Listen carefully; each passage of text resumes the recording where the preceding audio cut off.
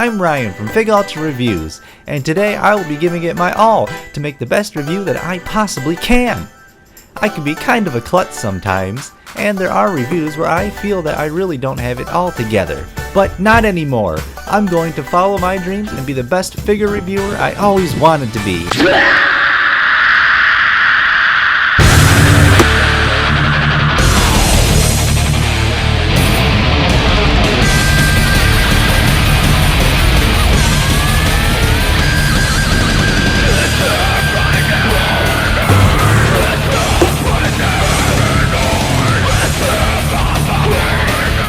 If you would have told me a year ago that I'd fall in love with an idol anime, I would have slapped you and called you crazy. But probably would have apologized shortly after when you told me that it was a zombie idol anime. A big difference. Growing up with the OG Resident Evil back in '97, damn, I've been a big time zombie fan ever since. Anything that has to do with zombies, I'm all in. Dawn of the Dead, Shaun of the Dead, Left 4 Dead, Walking Dead, Dead Rising, Woody Harrelson's Zombieland Adventures, Rob Zombie? So obviously I couldn't pass this one up, and I wasn't disappointed either, and managed to give a 1-2 punch of both satisfying my zombie loving needs and even more so giving off big feels by tugging on my heartstrings. Literally.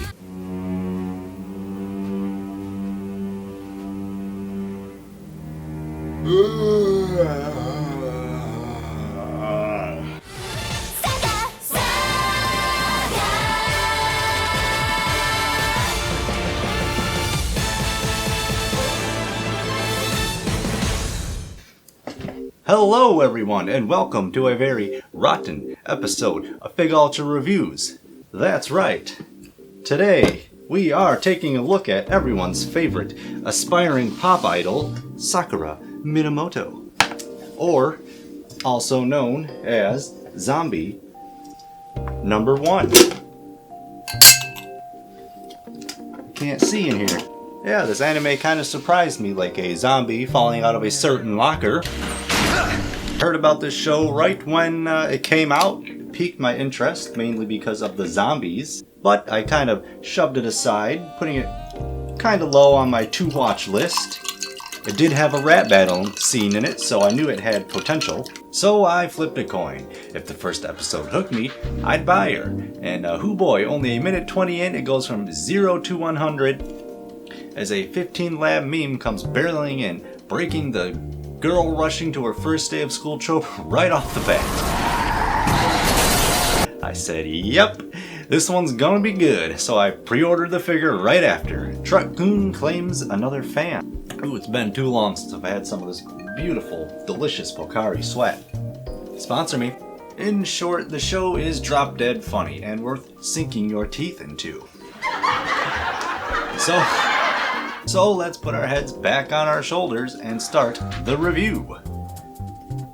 That's it for the puns, I swear. Here's our little box, super simple and clean. Pink and white with our lead singer showing off some poses.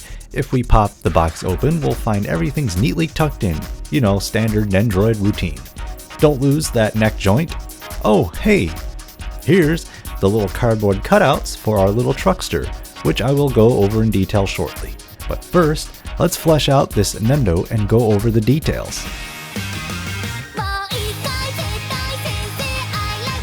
There she is, alive and well. Her pre-dead version ready for her first day of school. Our little pop star puts on her navy blue school uniform with white lining to match her undershirt and dress, topped off with little gold buttons, and a nice little bow tie to match. Her long, bright pink hair flows in every direction with one loose antenna peeking out, and one strand all held neatly together with her light blue and pink polka-dotted hair clip.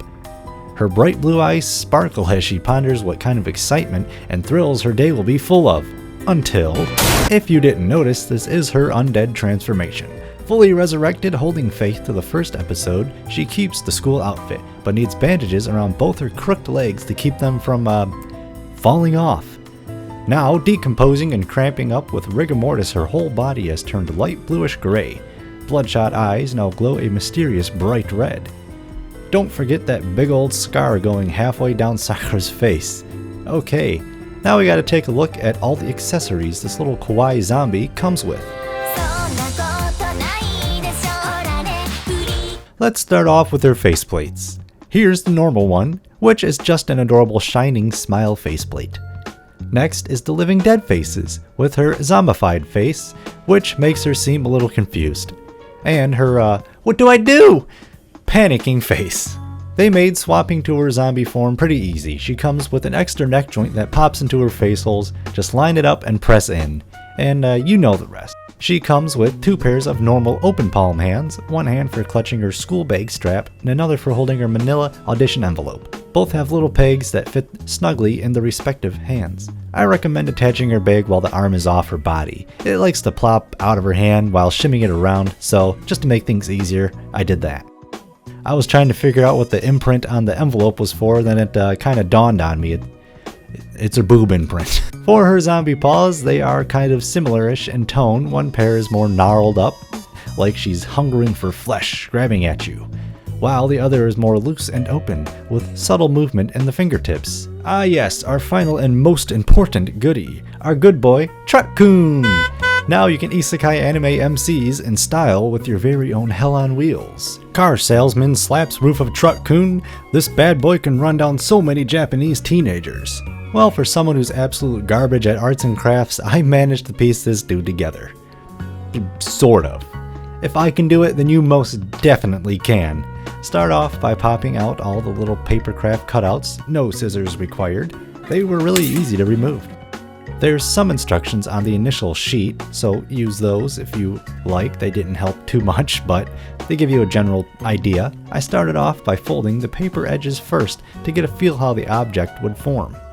Then use your best judgment how you want to glue it all together. Just make sure your glue isn't all dried up like mine, or you're using something more appropriate for the job, like crafting glue. I practice with the boxes first. Truck-kun comes in 3 separate halves, the front, top, and truck bed. You can prep all the pieces and glue them before assembling everything all together. Just take your time, each little flap indicates what it connects to when glued. Assemble the front half first, connecting the top. Then line up the bed of the truck to the cab and start connecting all the little tabs. Like I said, I've never done anything like this before, but I managed. It took about 20 minutes or so to put this guy together, so now that we're all glued up, we can cruise in style. Okay, with all the fun stuff out of the way, I can go over what I liked and disliked about our pink-haired rocker. First, I gotta say is how bubbly and optimistic Sakura is in the show. They especially reflected it perfectly on her standard faceplate. Matched with her school bag and envelope, her courageous smile and wide-eyed gaze captures the excitement she gives as she dashes off to her first day of school, ready to take on the world. Until, you know. Basically, I like that they gave her both normal and zombie forms. She's super cute, and somehow they managed to even make her Living Dead form cute as hell too. My favorite is her panicked face with the little trembles around her mouth. Her accessories aren't too varied. You won't use the envelope much, only for recreating the first scene from the show. That one. Her bag is nice to have, but I gotta give props to the almighty Truck-kun. I hated putting it together, and assembling it can potentially hurt resale value. But it's too funny that they added it to this Nendoroid with the cracked windshield where her head made contact. Next like is an odd one, but the peg on her strand of hair. At first I was confused why her hair needed a ball joint, but when changing arms it came in handy, making it easier. Being able to shove it out of the way while you worked was actually pretty nice. Shout out to the newer stand design as well, now more compact and simpler to adjust. Last up for the likes, the paint quality. It's overall pretty dang solid. I couldn't find any paint runs or smudges. The stripes on her uniform are straight and narrow. Bows are clean, no bleeding on the socks and shoes. Even her zombie legs and body are evenly painted. The details on her deathly face are nice, like the dark shadows around her eyes. For my bonus gripes, if you have OCD, it's really easy to make her top and bottom become misaligned. Nothing too bad for this one. Of course, Nendoroids are pretty damn hard to stand up on their own without help from a stand, but don't expect her to even have a chance when in her zombie form. I didn't even bother trying to get her to stand up straight. With her right leg broken and kinked, Miss Minamoto here has zero chance of standing up without her training wheels. The next dislike is her normal zombie expression. Her mouth is a tad small. It is comical when paired with her big wide open eyes, but something feels off with it being so tiny sitting under her nose like that. Like I said, not too many dislikes for Sakura here, which is a good thing. For some reason, I was getting frustrated trying to find a bunch of things I didn't like about this Nendoroid. Then I realized that's because it's good. So knowing all that, I can now slap a rating on her. If you've seen any of my other figure reviews, then you know I take my ratings very seriously. So let's start with deadness. Yep, she's dead alright. Dead as a doornail. Whatever that means. Now on to photographability. I think what really makes this figure stand out from other Nendos is you're pretty much getting a 2-for-1 deal.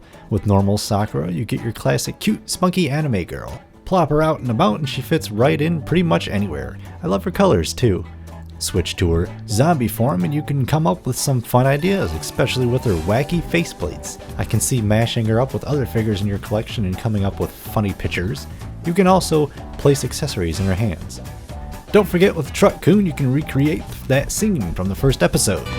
Next is collectability. Although idol anime is nothing new by a long shot, I feel that Zombieland Saga somehow managed to evolve from a parody to the genuine article within its 12-episode run. The whole cast being very unique and infectious.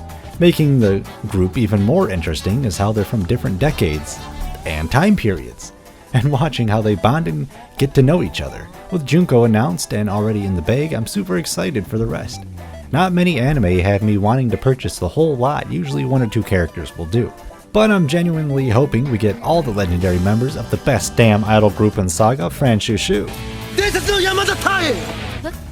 Also, there are some pricier 1/7 of Sakura, Ai, and Junko, but I don't know. Last category is spookiness, and she is very spoopy. So spoopy, I need to use my nightlight in order to sleep tonight. Can somebody check under my bed for me? Okay, I'm giving Sakura Minamoto 4.5 out of 5. Final thoughts.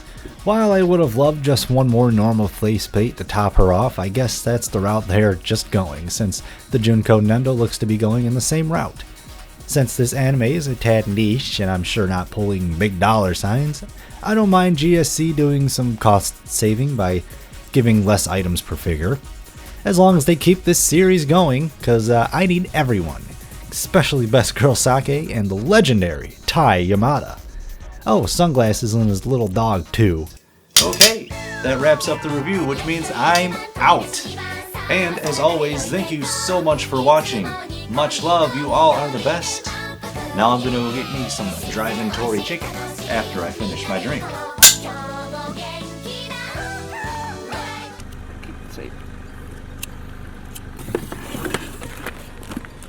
Forward and back up.